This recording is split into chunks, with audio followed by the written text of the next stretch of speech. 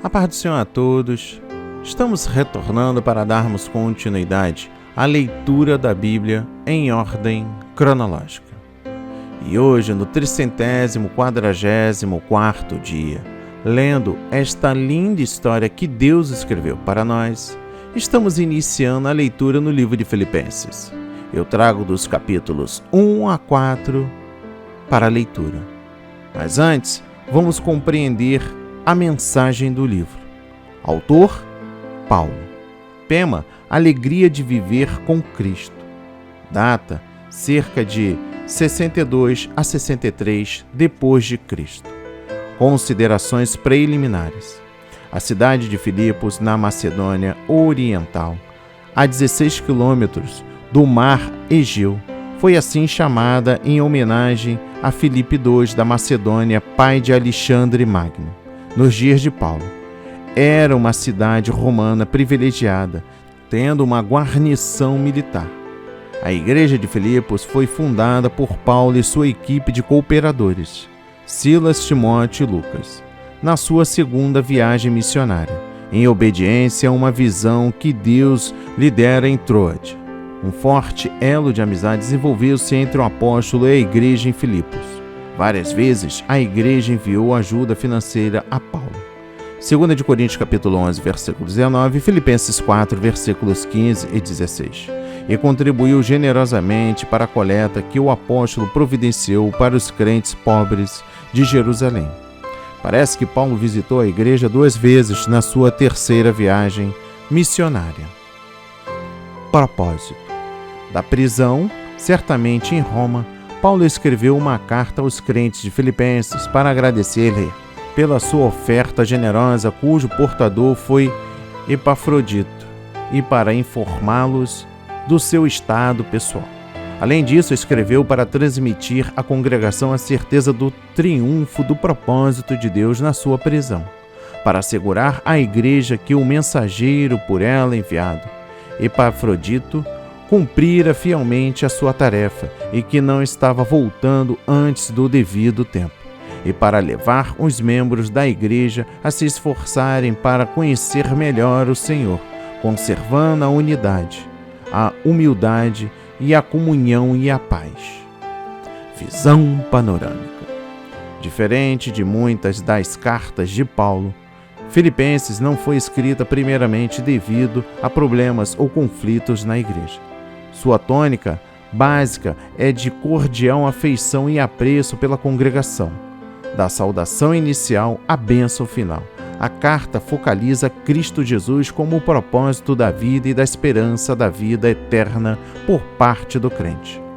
Nesta epístola, Paulo trata de 3 problemas menores em Filipos. Primeiro, o desânimo dos crentes ali, por causa da prisão prolongada de Paulo. Segundo, pequenas sementes de discórdia entre 2 mulheres da igreja. E terceira, a ameaça de deslealdade sempre presente entre as igrejas, por causa dos mestres judaizantes e dos crentes de mentalidade terrena.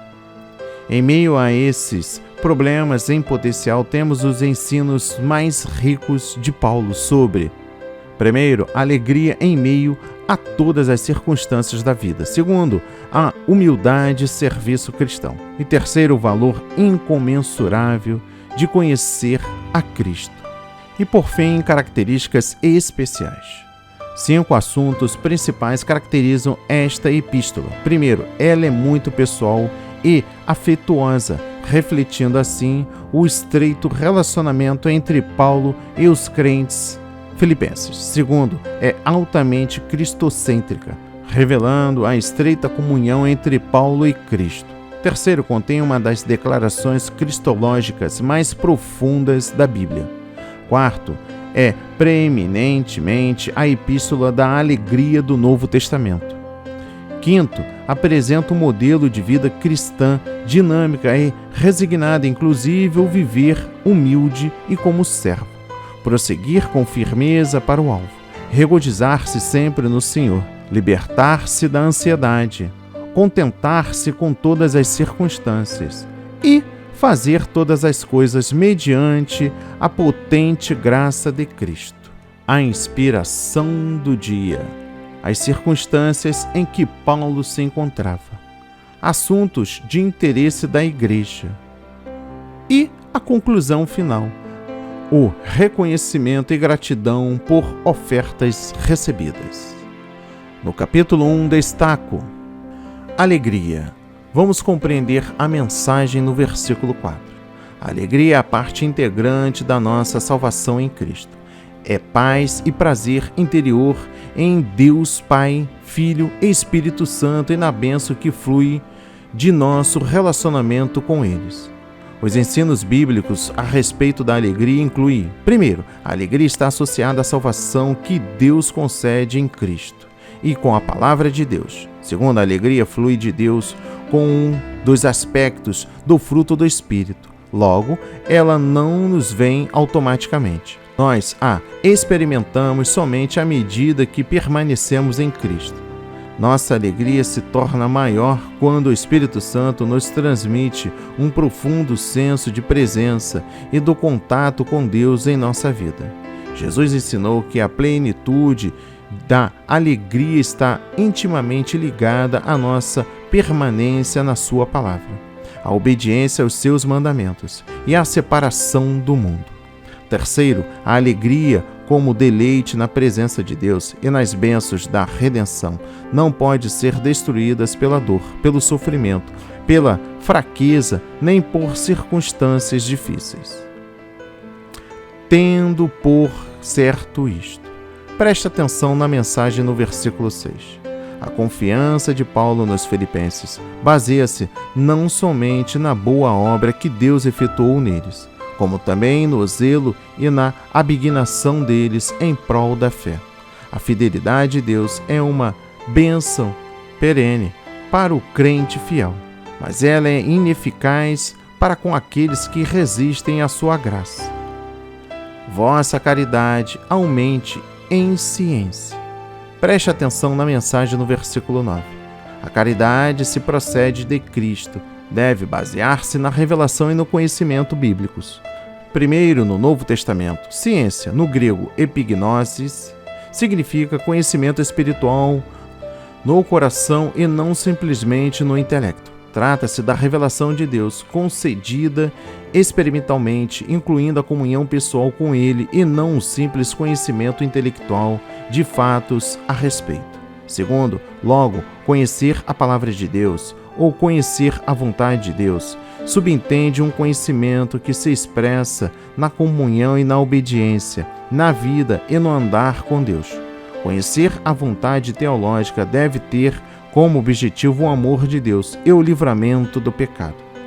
Em todo conhecimento significa o crente discernir o que é bom e o que é mal. Sinceros e sem escândalo algum. Preste atenção na mensagem no versículo 10. Sincero significa sem nenhuma mistura do mal. Sem escândalo algum significa inculpável diante de Deus e dos homens. Tal santidade deve ser o alvo supremo de todo crente, tendo em vista a iminente volta de Cristo. Somente com um amor abundante, derramado em nosso coração pelo Espírito Santo e com fidelidade total à palavra de Deus, é que seremos sinceros e sem escândalo algum até ao dia de Cristo. Para a defesa do Evangelho. Preste atenção na mensagem no versículo 16.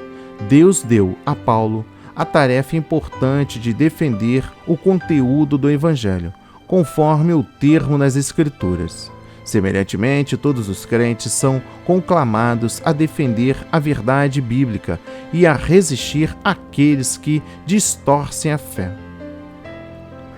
As palavras de Paulo parecem estranhas aos pastores dos nossos dias, que não veem a necessidade de batalhar pela fé que uma vez foi dada aos santos. Espírito de Jesus Cristo.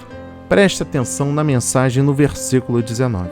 O Espírito Santo que habita no crente é chamado o Espírito de Jesus Cristo, porque é Cristo quem outorga o Espírito ao crente na sua conversão.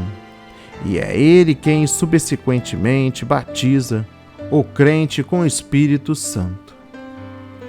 Esse Espírito é o mesmo que ungiu a Jesus a fim de trazer redenção ao mundo. Morrer é ganho. Preste atenção na mensagem no versículo 21. O verdadeiro crente, vivendo no centro da vontade de Deus, não precisa ter medo da morte. Ele sabe que Deus tem um propósito para o seu viver e que a morte, quando ela vier, é simplesmente o fim da sua missão terrestre e o início de uma vida mais gloriosa com Cristo. No mesmo Espírito. Vamos compreender a mensagem no versículo 27.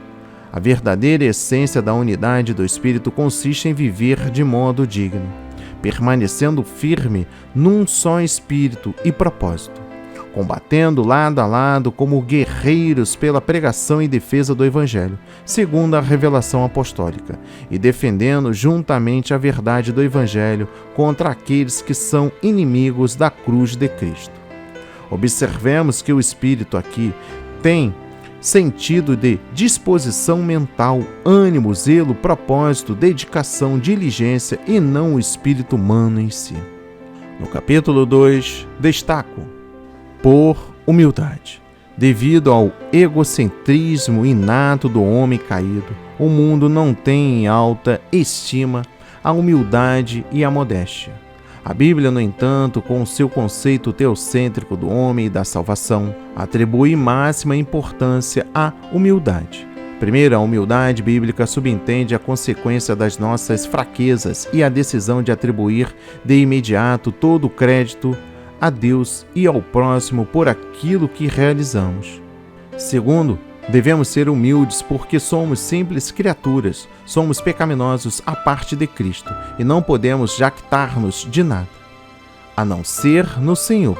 Logo, dependemos de Deus para o nosso valor e para a nossa frutificação e não podemos realizar nada de valor permanente sem a ajuda de Deus e do próximo. Terceiro, a presença de Deus acompanha aqueles que andam em humildade. Maior graça é dada aos humildes, mas Deus resiste aos soberbos.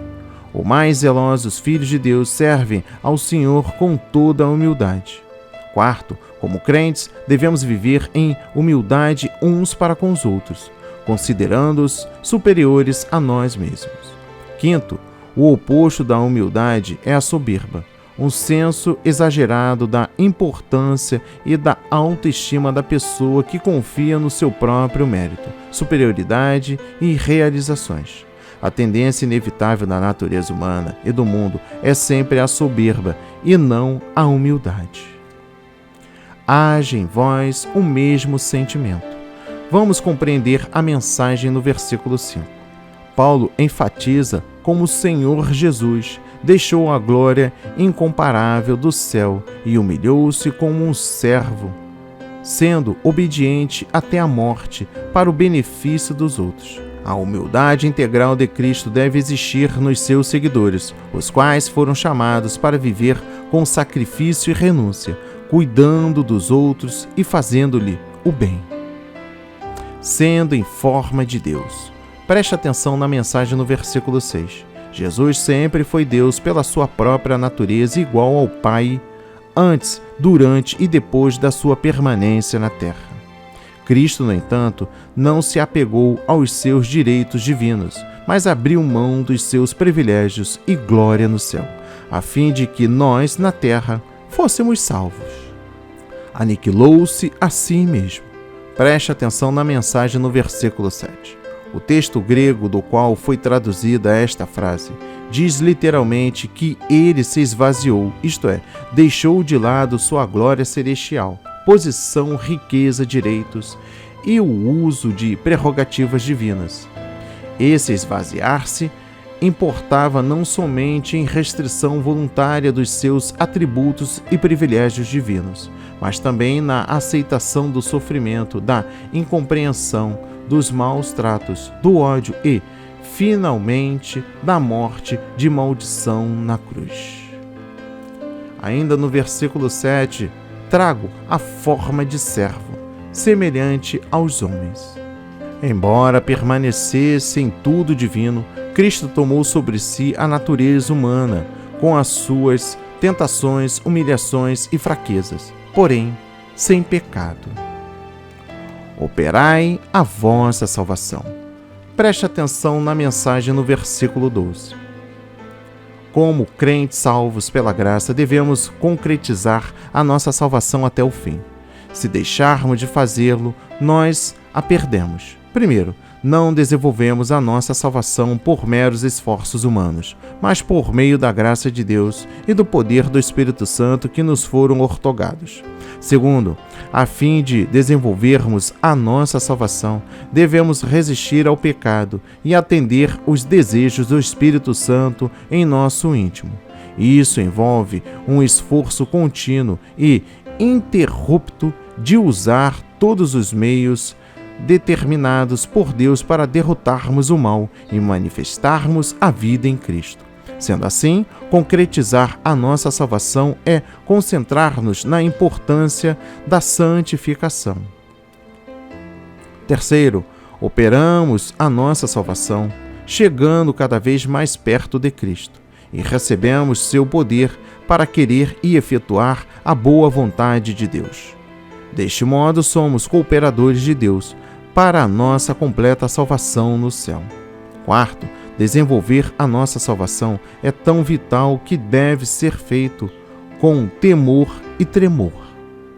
Ainda no versículo 12, trago temor e tremor. Na salvação efetuada por Cristo, Paulo vê lugar para temor e tremor da nossa parte. Todo filho de Deus deve possuir um santo temor que o faça tremer diante da palavra de Deus e o leve a desviar-se de todo o mal. O temor do grego phobos, do Senhor, não é de conformidade com a definição frequentemente usada, a mera confiança reverente, mas inclui o santo temor do poder de Deus, da sua santidade e da sua justa retribuição, e um pavor de pecar contra ele e das consequências deste pecado. Não é um temor destrutivo, mas um temor que controla e que redime e que aproxima o crente de Deus e de suas bênçãos, da pureza moral, da vida e da salvação. Deus é o que opera em vós.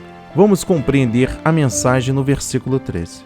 A graça de Deus opera nos seus filhos, para produzir neles tanto o desejo quanto o poder para cumprir a sua vontade. Mesmo assim, a obra de Deus dentro de nós não é de compulsão, nem de graça irresistível. A obra da graça dentro de nós sempre depende da nossa fidelidade e cooperação.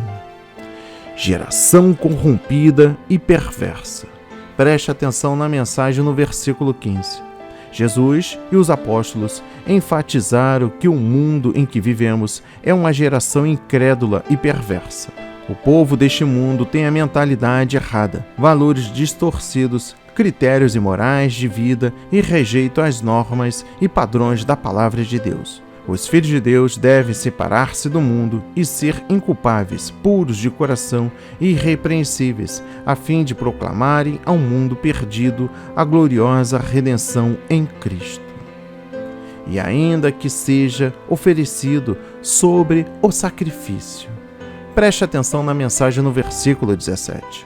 O amor e a solicitude de Paulo pelos filipenses era tão grande que ele estava disposto a dar a sua vida por eles, como se fosse uma oferta a Deus. Primeiro, Paulo não lastimaria, antes se regozijaria como a vítima do sacrifício.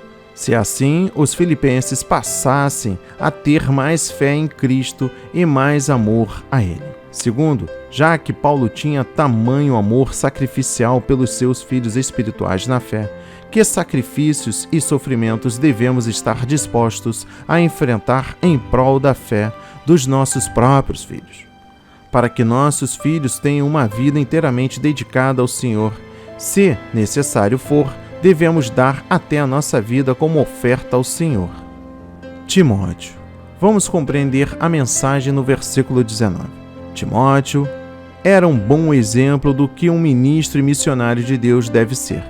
Era um estudante zeloso e obediente à palavra de Deus, um servo perseverante e digno de Cristo, um homem de boa reputação, amado e fiel, com solicitude genuína pelo próximo, fidedigno e dedicado a Paulo e ao Evangelho.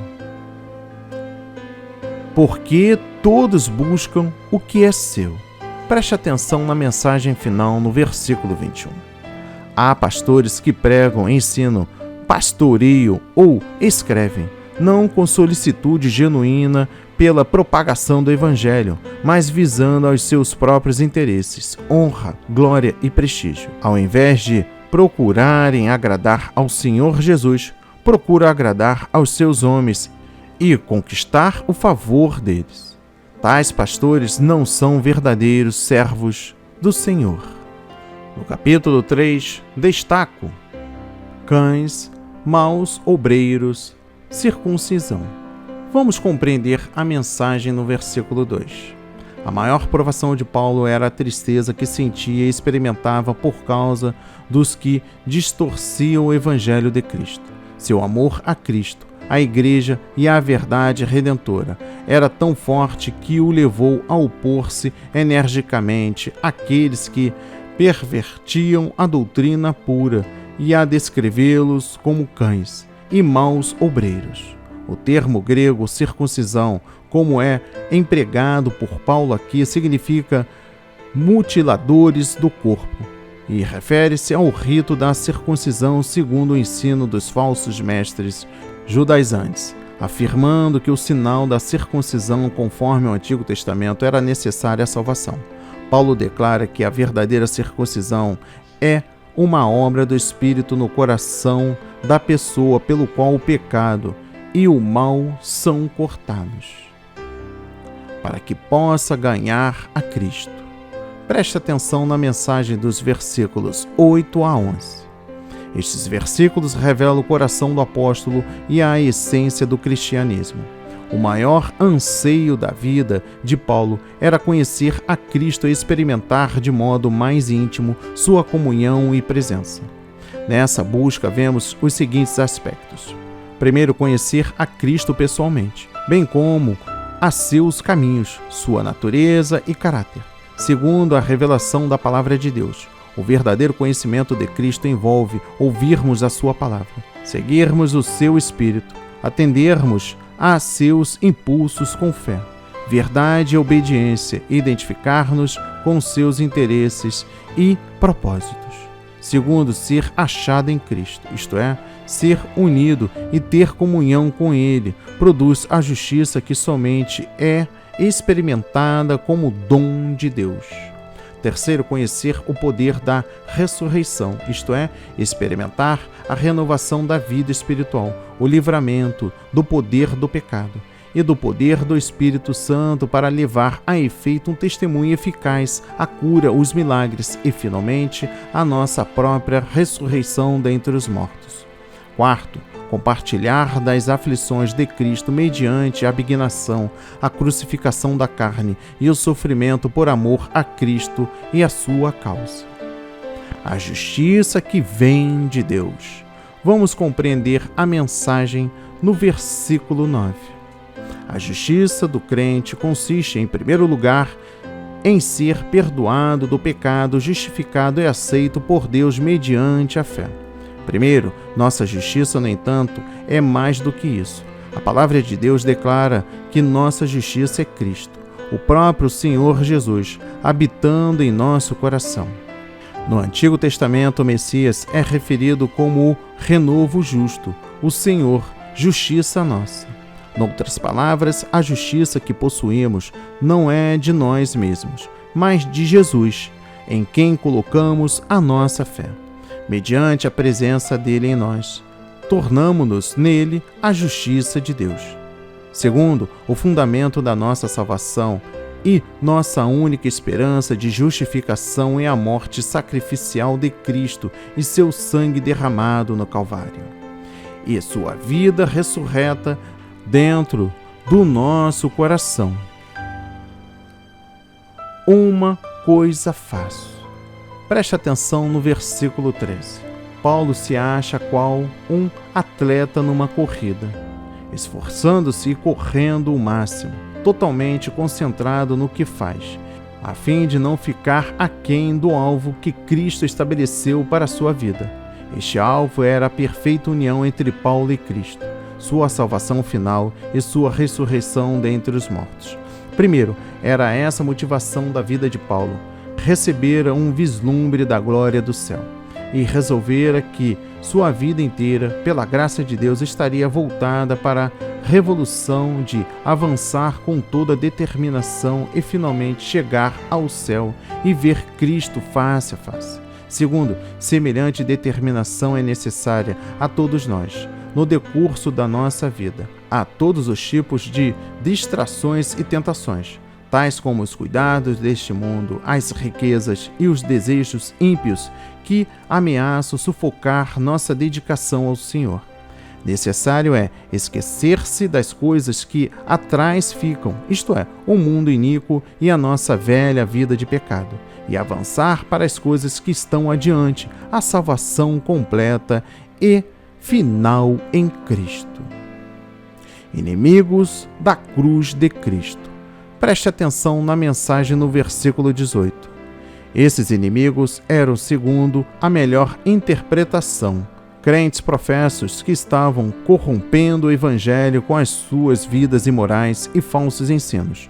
Uma das razões da grandeza de Paulo era que ele possuía convicções firmes, cujo coração ficaria muito intranquilo quando o evangelho era distorcido ou quando as pessoas a quem ele ministrava corriam perigo de deixar a fé. Nossa cidade está nos céus. Preste atenção na mensagem no versículo 20. O termo cidade aqui significa cidadania ou pátria. Paulo ressalta que os cristãos já não são cidadãos desse mundo, tornaram-se estranhos e perigosos na terra. Primeiro, no que diz respeito ao nosso comportamento, valores e orientação na vida, o céu é agora a nossa cidade. Nascemos de novo. Nosso nome estão registrados no livro do céu. Nossa vida está orientada por padrões celestiais e nossos direitos e herança estão revelados no céu. Segundo, é para o céu que nossas orações sobem e para onde nossa esperança está voltada. Muitos dos nossos amigos e familiares já estão lá e nós também estaremos ali dentro em breve. Jesus também está ali, preparando-nos um lugar. Ele prometeu voltar e nos levar para junto dele. Por essa razão, desejamos profundamente uma cidade melhor, ou seja, a cidade celestial. Por isso, Deus não se envergonha de ser chamado nosso Deus, e Ele já nos preparou uma cidade eterna. E por fim, o capítulo 4. Regozijai-vos no Senhor. Preste atenção na mensagem no versículo 4. O crente deve regozijar-se e fortalecer-se, meditando na graça do Senhor, sua presença e promessa. Perto está o Senhor. Preste atenção na mensagem no versículo 5. Devemos crer que o Senhor poderá voltar a qualquer momento. A perspectiva do Novo Testamento é que a volta de Jesus é iminente. Logo devemos estar pronto, trabalhando e vigiando em todo o tempo. Não estejais inquietos por coisa alguma. O melhor remédio para a preocupação é a oração. E isso pelas seguintes razões. Primeiro, mediante a oração renovamos nossa confiança na fidelidade do Senhor, ao lançarmos nossas ansiedades e problemas sobre aquele que tem cuidado de nós. Segundo, a paz de Deus vem guardar nossos corações e mentes, como resultado da nossa comunhão com Cristo Jesus. Terceiro, Deus nos fortalece para fazermos todas as coisas que Ele quer que façamos. Quarto, recebemos misericórdia da graça e ajuda em tempos de necessidade. Quinto, temos certeza de que todas as coisas que Deus permite que nos aconteçam concorrerão para o nosso bem. A paz de Deus guardará os vossos corações. Preste atenção na mensagem no versículo 7. Quando invocamos a Deus com um coração posto em Cristo e na sua palavra, a paz de Deus transborda em nossa alma aflita. Primeiro, essa paz consiste em uma tranquilidade interior que o Espírito Santo nos transmite. Envolve uma firme convicção de que Jesus está perto e que o amor de Deus estará ativo em nossa vida continuamente. Segundo, quando colocamos diante de Deus, em oração, as nossas inquietações, essa paz ficará como guarda à porta de nosso coração e de nossa mente, para impedir que os cuidados e angústias perturbem-nos a vida e a esperança em Cristo. Terceiro, se o medo e a ansiedade retornarem novamente à oração, a súplica e ação de graças nos trarão a paz de Deus, que guarda os nossos corações. Voltemos a sentir segurança e nos regozijaremos no Senhor. Tudo o que é puro. Preste atenção na mensagem no versículo 8. O crente deve fixar sua mente nas coisas verdadeiras, puras, justas, santas, etc. Que essa é uma condição prévia para experimentarmos a paz de Deus e o livramento da ansiedade. Fica claro no versículo 9. Se assim fizermos, o Deus de paz será convosco. O resultado de fixar nossa mente nas coisas do mundo será a perda da alegria da presença íntima e da paz de Deus e nossos corações sem proteção. Aprendi a contentar-me. Preste atenção na mensagem no versículo 11. O segredo do contentamento, da satisfação, é reconhecermos que Deus nos concede, em cada circunstância, tudo quanto necessitamos para uma vida vitoriosa em Cristo. Nossa capacidade de viver vitoriosamente acima das situações instáveis da vida provém do poder de Cristo que flui em nós e através de nós. Isso não ocorre de modo natural. Precisamos aprender na dependência de Cristo. Posso todas as coisas naquele. Preste atenção na mensagem no versículo 13. O poder e a graça de Cristo permanecem no crente para capacitá-lo a fazer tudo quanto Ele o mandou fazer. Mandastes o necessário. Preste atenção na mensagem no versículo 16. A igreja Filipenses era uma igreja missionária que supria as necessidades de Paulo durante suas viagens. Sustentar os missionários no seu trabalho em prol do Evangelho é obra dignificante e aceita por Deus, como cheiro de suavidade, sacrifício agradável e aprazível a Ele. Por isso, aquilo que damos para o sustento do missionário fiel é considerado oferta apresentada a Deus. Tudo o que é feito a um dos irmãos, por pequeno que seja, é feito como o próprio Senhor. E por fim, o versículo 19. Suprirá todas as vossas necessidades. Paulo enfatiza o cuidado amoroso de Deus, Pai, pelos seus filhos. Ele suprirá todas as nossas necessidades, materiais e espirituais, à medida que as apresentamos diante dele. O suprimento das nossas necessidades vem por Cristo Jesus. Somente em união com Cristo e na comunhão com Ele é o que podemos experimentar o provimento da parte de Deus. Entre as muitas promessas das Escrituras que confere a esperança e o encorajamento do povo no tocante ao seu cuidado, provisão e socorro, temos livro de Gálatas, Êxodo, Romanos, livro de 1 de Reis, Isaías, Mateus, 1 de Pedro, entre outros. Que a palavra de hoje seja revelada em seu coração para a honra e a glória do Senhor. Assim seja, assim diz o Senhor. Amém. E graças a Deus, graças a Deus, graças a Deus. Que a palavra de hoje seja libertadora, encorajadora, restauradora para a sua vida. Medite na palavra, medite no que você anotou. Se você não compreendeu, volte, ouça novamente. Nunca é demais se alimentar da verdade. Lhe convido agora a orar junto comigo. Pai amado, bendito Pai Celestial, pois Teu é o reino, o poder e a glória para sempre. Amém, meu Pai. Jesus, eu te amo com todo o meu coração, alma, mente e corpo. Eu amo o meu próximo como a mim mesmo. Comprometo-me hoje a promover o seu reino para a sua glória, assim como apoiar a missão do projeto A Marca da Promessa, apoiar a evangelização, ajudar na pregação da verdade, levar a palavra àquele que necessita, que está com transtorno de ansiedade, depressão, entre outras enfermidades que o mundo concede.